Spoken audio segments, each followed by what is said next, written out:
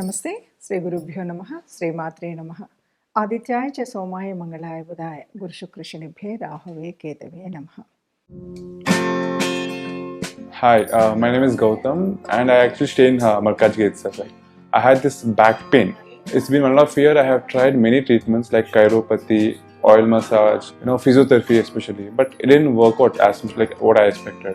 I strongly suggest homeopathy. You people can carry on with the homeopathy. Area Malkajgiri, and doctor name is like Nagesharov, and the clinic name is Neocare Homeopathy.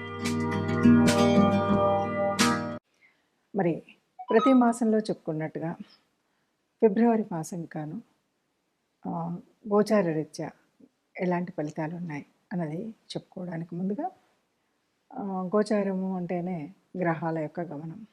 ఇందులో కొన్ని మందంగా చరించేవి, కొన్ని అతివేగంగా చరించేటువంటి గ్రహాలు ఉన్నప్పటికీ ఈ గ్రహాల గమనం మీద మన జన్మజాతకంలో ఉన్నటువంటి గ్రహాలు కాకుండా అప్పటికప్పుడు ఈ గ్రహ సంచారం వల్ల కలిగేటువంటి ఫలితాలు ఎలా ఉంటాయి, దీనివల్ల మనకు అంటే ఒక ఉద్యోగం కానీ, వ్యాపారం కానీ, లేదు సంతాన విషయంలో, వివాహ విషయంలో, అనుబంధం విషయంలో, సామాజిక విషయాల్లో ఎలా ఉంటుంది అన్నది. ఇవన్నీ ఎలా ఉంటాయి అంటే ఆ గ్రహాల యొక్క దృష్టిని బట్టి, ఆ గ్రహాల యొక్క యుతిని బట్టి, ఆ గ్రహాలు ఉండేటువంటి రాశిని బట్టి, ఇలాంటి పరిస్థితులను బట్టి మనకు వచ్చేటువంటి ఫలితాలు ఉంటాయని చెప్పచ్చు. ఇప్పుడు ఈ మాసంలో అంటే ఫిబ్రవరి 2024లో ముందుగా గ్రహాలు ఎక్కడున్నాయి, ఎలా ఉన్నాయి అనేది తెలుసుకుంటే కనుక, గ్రహాలు మీనంలో రాహు, మేషంలో గురువు, ఆ తదుపరి మనకు కనిపించేటువంటిది కేతువు మనకి కన్యలో కనిపిస్తే, తదుపరి మరి దాదాపు అన్నీ కూడా మకరంలో ఉన్నట్టుగా ఉంటాయి. రవి కానీ, కుజుడు అంటే తర్వాత తిథులను కొంచెం అటు ఇటుగా మారినప్పటికీ ముందుగా అన్నీ కూడా ఫిబ్రవరి మాసంలో చూడాలి అంటే అన్నీ మకర రాశిలో కనిపిస్తాయి. ఇక కుంభంలో శని. ఇలా ఉన్నటువంటి గ్రహ పరిస్థితుల్లో మరి ఎలాంటి గోచారం ఉంటుంది అంటే కొన్ని ఇక్కడ మనం ప్రత్యేకించి చెప్పవలసినటువంటివి ఏంటంటే, ఒకటి గురువు వక్ర త్యాగం చేస్తాడు, దానివల్ల కొంత మార్పు. ఇక రెండవది మనకు రాహుకేతుల కాలం ఒక్కొక్క రాశిలో 18 మాసాలు అయినప్పటికీ మరి రాహు ఉన్నటువంటి స్థితి గురు స్థానంలో ఉన్నాడు కాబట్టి, గురుగ్రహం యొక్క ఇంట్లో ఉన్నాడు కాబట్టి రాహు గురు ఈ కాంబినేషన్ ఎప్పుడు కూడా గురుచండాల యోగం అంటారు. అలాంటి పరిస్థితి ఉంది. ఇక కుజుడు కూడా కొంతకాలం 15 రోజులైనా రవితో కలిసి ఉండడం, అగ్నితత్వ రాశులు ఒకచోట ఉండడం, ఇలాంటి అన్ని కాంబినేషన్స్లో అసలు ఒక్కో రాశికి ఎలా ఉంది, దానివల్ల ఫలితం ఎలా ఉంటుందో చూద్దాం. తదుపరి రాశి వృషభ రాశి. వృషభ రాశి వారికి ఎలా ఉంటుంది అని చూస్తే కనుక, పంచమంలో కేతు ఉన్నాడు. పంచమము అంటే సంతాన స్థానం. పంచమ స్థానంలో కేతు ఉన్నప్పుడు ఎలా ఉంటుంది అంటే కొద్దిగా ఇప్పుడిప్పుడే గర్భిణీ స్త్రీలుగా ఉన్నటువంటి వాళ్ళు కొద్దిగా జాగ్రత్తగా ఉండక తప్పదు. తప్పనిసరిగా ఆ నియమాన్ని మాత్రం గుర్తుపెట్టుకోవాలి. అలాగే మీకు ఉన్నటువంటి సంతానం ఎవరైనా ఉంటే వాళ్ళు ఒక రకంగా చెప్పాలి అంటే చిన్నపిల్లలప్పటి నుండి కూడా వాళ్ళకి దైవీ సంబంధమైనటువంటి ఆలోచనలు వచ్చేటువంటి పిల్లలు చాలామంది కనిపిస్తారు. అట్లాగే ఒక దైవీభావమైనటువంటి విద్య అంటే వేద విద్య లాంటివి, మంత్ర విద్య లాంటివి వీటన్నిటిని నేర్చుకునేటువంటి అవకాశం ఉంటుంది. ఇప్పటికే ఆ విద్యను నేర్చుకున్నటువంటి వారికి దాంట్లో మంచిగా రాణించేటువంటి పరిస్థితి కనిపిస్తుంది. ఇక భాగ్యస్థానంలో దాదాపుగా గ్రహాల కూటమి చాలా ఉంది. ఈ భాగ్యస్థానంలో ఉన్నటువంటి దాంట్లో మనకి ఇది పూర్వపుణ్య ఫలమే. పూర్వపుణ్య ఫలం కాబట్టి ఇక్కడ మనకు మంచే జరుగుతుంది.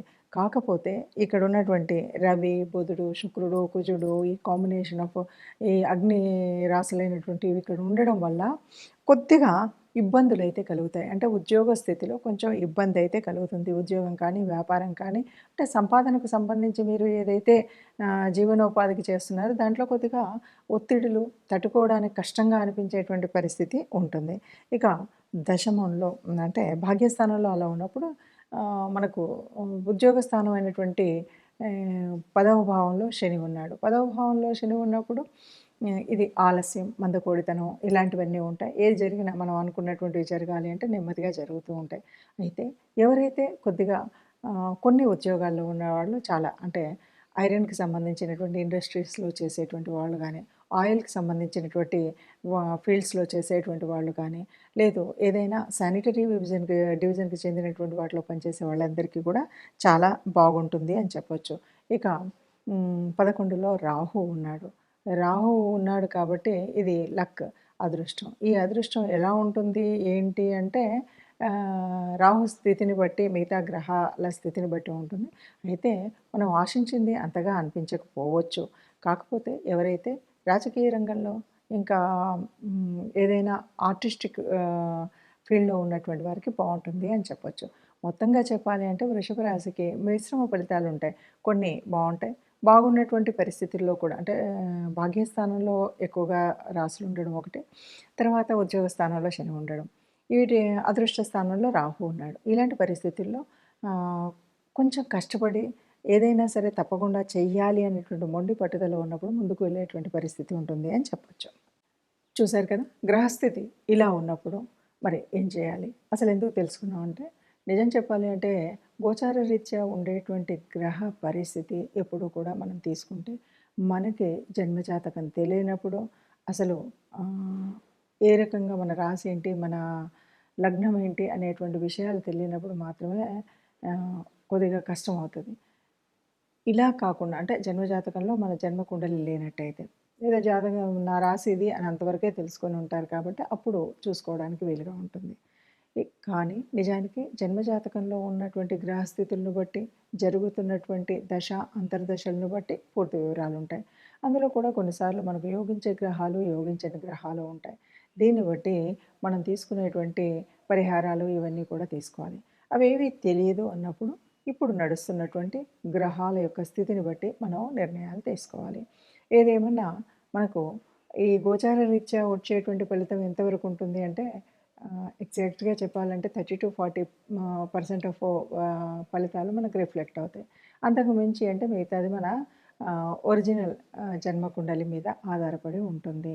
మరి ఇలా ఉన్నప్పుడు ఏం చేయాలి అంటే తప్పనిసరిగా ఇందులో కూడా మనం తీసుకోవాల్సినటువంటి నిర్ణయాలు తీసుకోక మా తప్పదు. ఎందుకంటే ఏ కొంచెం హ్మ్, గోచార రీత్యా వచ్చినటువంటి మార్పుల వల్ల జరిగేటువంటి ఏ కొంచెం చెడునైనా తట్టుకోకుండా మనం హాయిగా, ఆనందంగా ఉండాలంటే తప్పనిసరిగా కొంత పరిహారం, గ్రహ పరిహారం కానీ, లేదు దేవత అనుగ్రహం పొందడం కోసం దేవతారాధన గాని చేయడం అన్నది మర్చిపోకుండా ఉండాలి.